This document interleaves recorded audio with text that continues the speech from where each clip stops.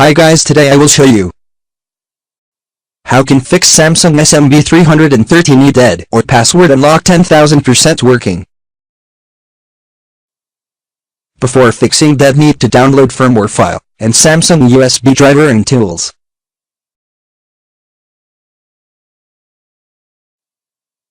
If C mobile is locked, no problem, you can unlock your mobile with this solution.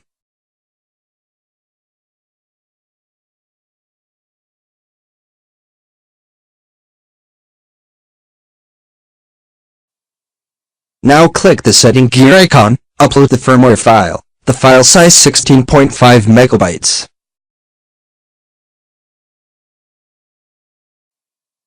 Now click the download from tools.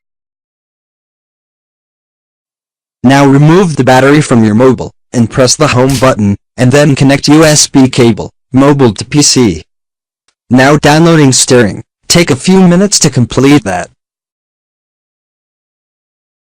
All download link you get from description box.